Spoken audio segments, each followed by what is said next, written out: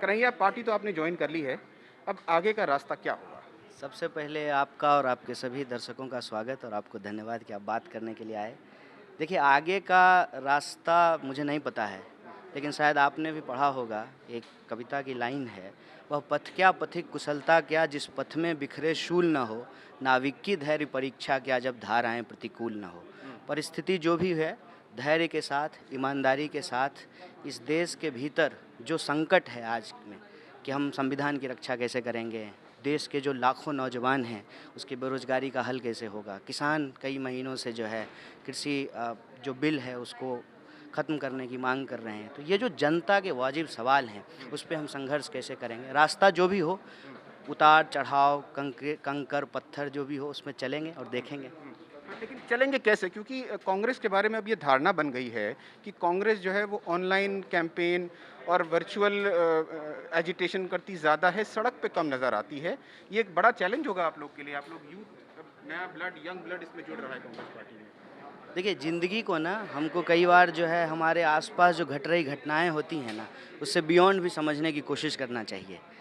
जैसे चाँद क्या होता है, वो बढ़ते-बढ़ते बढ़ता है और एक जगह जाके रुक जाता है। फिर वो घटते-घटते घटता है। ये हमें दिखता है, लेकिन एक्चुअली चाँद जैसा है वैसा ही है, ना वो बढ़ रहा है ना घट रहा है।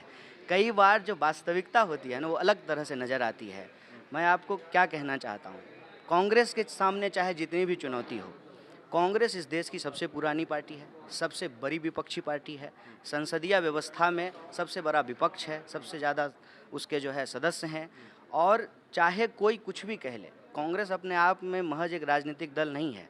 आधुनिक राजनीति में लोकतंत्र का इतिहास अपने आप में समेटे हुए है। कांग्रेस जो है वो भारत का जो स्वतंत्रता आंदोलन से लेकर के आज तक का इतिहास है, उस इतिहास को प्रदर्शित करने वाली पार्टी है।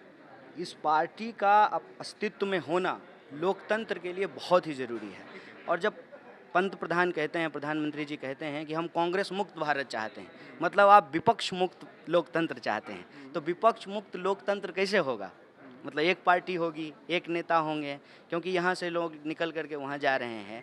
तो मैं समझता हूँ कि कांग्रेस का होना लोकतंत्र के लिए और देश के लिए बहुत ज़रूरी है। और ये जो धारणा है ना, धारणा बनती बिगड़ती रहती है, राजनीति में उतार चढ़ाव होते रहता है।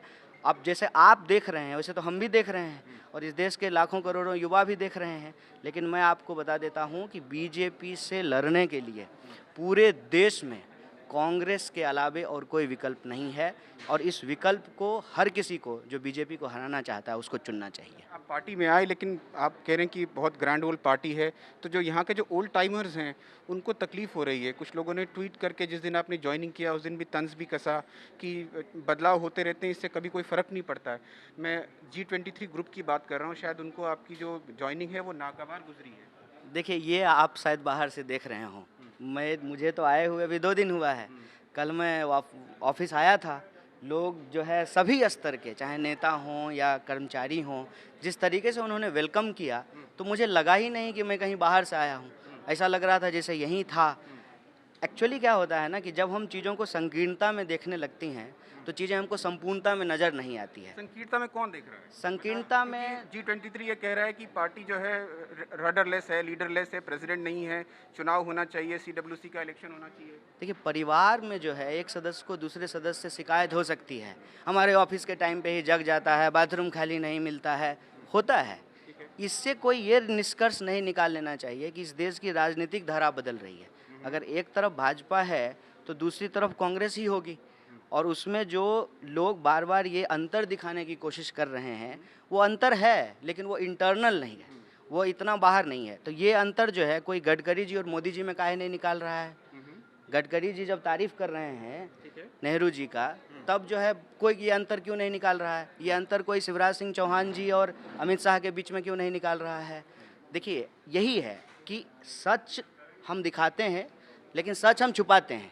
तो सच अगर हम पूरा दिखाएँगे, तो मैं एक सच देखने और समझने की कोशिश कर रहा हूँ कि मुझे बताइए कि लोकतंत्र में अगर देश की सबसे बड़ी विपक्षी पार्टी नहीं होगी, जो प्रधानमंत्री जी की इच्छा है, कांग्रेस मुक्त भारत के नाम पे वो कांग्रेस से जो है नेताओं को अपने पार्टी में शामिल करा रहे हैं। तो इसका क्या उद्देश्य है? इसका क्या मतलब है? ऐसे इसका क्या नेताओं को क्या तात्पर्य है? कहेंगे आप जो छोड़ के गए, जो ज्योतिरादित्य सिंधिया, ये ये उनकी सुष्मिता ये देव? उनकी राजनीतिक इच्छा है। हाँ।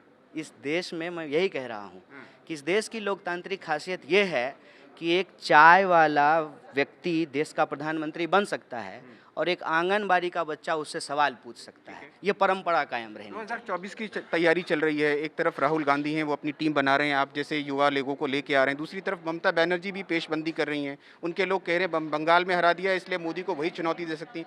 कौन चुनौती दे सकता है, राहुल गांधी या ममता बनर्जी? देखिए, ये जो आप टीम बनाने वाली बात कर रहे हैं ना, ये प्रॉब्लमेटिक है। ये एआईसीसी में आप खड़े हैं, बीसीसीआई में नहीं खड़े हैं, टीम नहीं बना रहे हैं। हर कोई चाहता है, हर पार्टी का नेता चाहता है कि उसकी पार्टी मजबूत हो, और अपनी पार्टी को मजबूती देने में क्या बुराई है। और ये मजबूती तो देश और समाज के लिए सबसे ज़्यादा ज़रूरी है।